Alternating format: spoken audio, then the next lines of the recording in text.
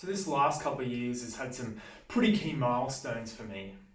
I've been lucky enough to have defining moments like my wedding, starting my MBA, entering my 30s, and finding out my wife's pregnant. And I hope there's a lot more to come. But on the other hand, there's also been a lot of people who didn't make it over the last few years. And one thing I've heard a fair bit from people, particularly older co-workers, when I express an impatience to achieve, is that I've got plenty of time. Plenty of time to achieve, to buy, to build, and to grow. But how much time do we actually have to do all that?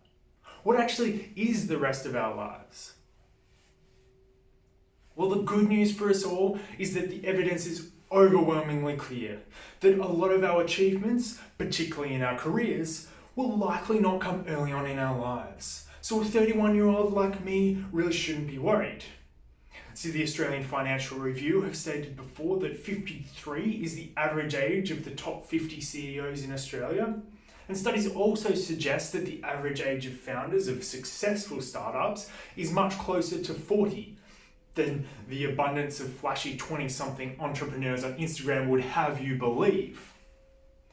Data pictures the average age of founders for those successful startups at 37.2 years old for Australia and 41.9 years old for the US, meaning that useful figures such as Nick Molnar of Afterpay and Facebook's Mark Zuckerberg are not necessarily the norms in terms of success at a young age. And there's heaps of stories of those who've lost everything, then bounced back as millionaires. And they're easy to find. People like Grant Cardone or Tom Ferry who share their stories and messages of motivation. One Tom Ferry interview is even titled "Age is Not a Limit for Success," for which I shouldn't even need to tell you that the blatant message is that it's never too late. And there's business and social media guru and investor Gary Vaynerchuk, who time and time again preaches that it's never too late for anyone, even going so far to tell those of us who are in our late 20s or early 30s that we're just barely getting started. So it's pretty well sorted that as long as we're breathing, we can keep setting goals, keep hustling, keep achieving those milestones and defining moments. Which all makes a lot of sense. But what about when we stop breathing? And maybe it's just that positive reinforcement is much more of an effective motivator, but I was pretty surprised to struggle in finding many serious articles or information addressing how much time we don't have left, compared to those telling us that there's still time. The Australian Bureau of Statistics, though, tells us that in the 10-year period from 2007, an average of 0.05% of the population have died each year before hitting 40. And as someone who likes a calculated risk, this seems to support the notion that all we have is time. But see, it doesn't for everyone. And yeah, that figure obviously goes up when you look at the deaths below 50 years old, but that's not the point here. The point is that this isn't just numbers. This is real life. And when the stakes are high, small statistics can mean a lot. See, 0.05% is 1 in 2,000 people, but that's every year. So across a 10-year period, it ends up being more like 1 in 200. So the chances are pretty high that one of these days, that one person could be someone I went to high school with, stayed at my house, a former co-worker, or a friend. Hold up. It was all of those people.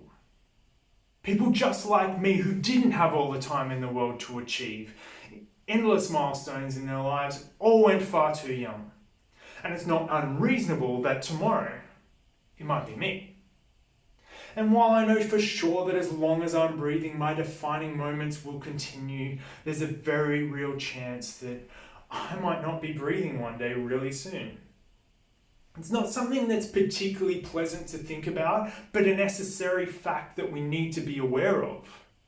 An understanding that having plenty of time is a relative thing, so that we get that tomorrow is not promised to any of us.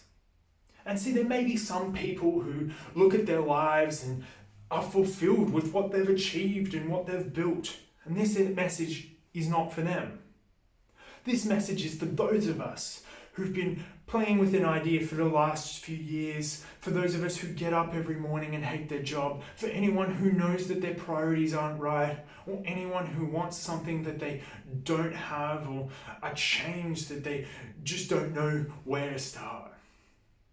You may not get it tomorrow or in 3 months, but you might not be here in 3 months to try and get it if you don't start now. So put your idea into action. Start researching or reading or talking to experts. Seek out something different. Just make a start. We're all playing Russian roulette from one day to the next. The odds are high in our favor, but if we don't bet it all on black now, we may not get another spin. So go out and make the most of it.